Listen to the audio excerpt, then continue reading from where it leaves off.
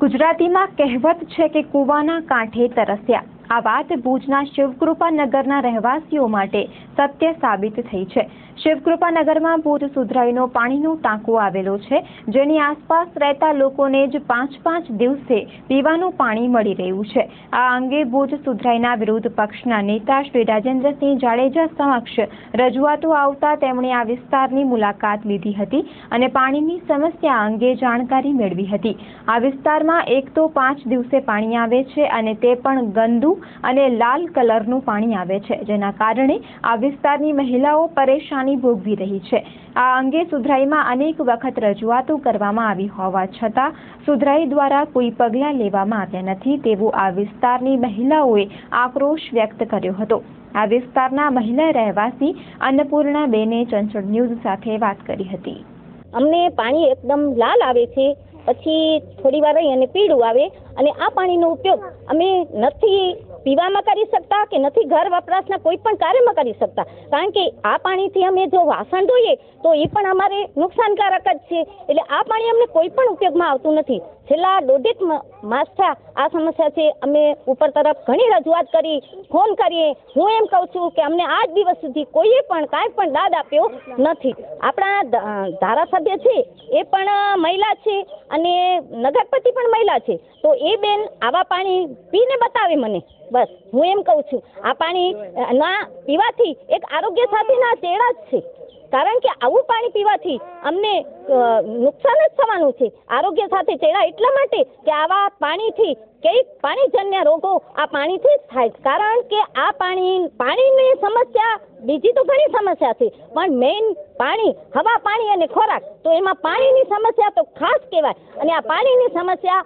પણ આ નગરપાલિકા હલ કરી શકતી નથી, તો બીજી રજૂઆત અમે શું કરી? ભુજ સુધરાઈ દ્વારા ભારાપર યોજનાને ઉતાવળે ચાલુ કરીને તેમાંથી શિવકૃપાનગરનો આ ટાંકો ભરવામાં આવે છે તેમ જણાવતા ભુજ સુધરાઈના વિપક્ષી નેતા શ્રી રાજેન્દ્રસિંહ જાડેજાએ જણાવ્યું હતું કે ભારાપર યોજનાના બોરમાંથી લાલ પાણી આવે છે તે અંગે સુધરાઈને જાણ કરવામાં આવી છે, તેમ છતાં કોઈ પગલાં લેવાયા નથી। ત્યારે લોકોને આ પ્રકારનું ગંદુ અને લાલ પાણી આપવા કરતાં જ્યાં સુધી ભારાપર યોજનામાંથી સ્વચ્છ પાણી ન મળે ત્યાં સુધી આ યોજનામાંથી મળતો પાણી પુરવઠો બંધ કરી દેવો જોઈએ તેવી તેમણે માંગ કરી હતી। આ અંગે ભુજ સુધરાઈના વિપક્ષી નેતા શ્રી રાજેન્દ્રસિંહ જાડેજાએ ચંચળ ન્યૂઝ સાથે વાત કરી હતી। આ શિવકૃપાનગરનો પાણીનો ટાંકો એટલે આ ટાંકાની અંદરથી 42 થી 43 નગરો અને સોસાયટી નાના મોટા આમાંથી પાણી પીવે છે।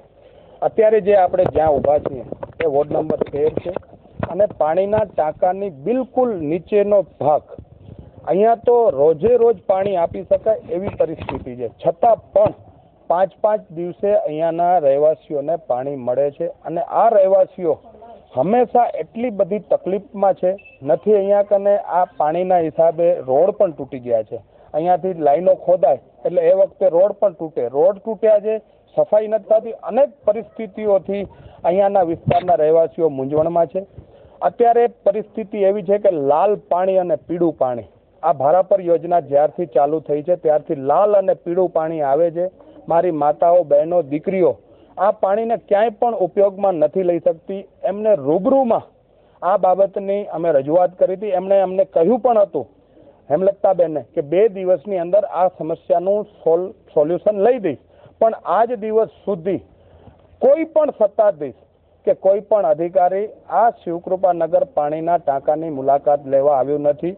વિપક્ષ વારંવાર આ પાણીના ટાંકાની મુલાકાત લેવા આવે છે, ત્યારે ક્યારેક તો સત્તાધીશોએ કે આ અધિકારીઓએ કે પ્રમુખશ્રીએ એક વખત તો પાણીના ટાંકાની મુલાકાત લઈ અને લોકોની શું સમસ્યા છે એ સમસ્યાને વાચા આપવા માટે એમણે ખરેખર લોકોના પ્રતિનિધિ તરીકે જે સમસ્યા થતી હોય એ સમસ્યા નિહાળવા આવવાનું એમનું કામ છે। આ પરિસ્થિતિમાં હજી સુધાર થયો નથી।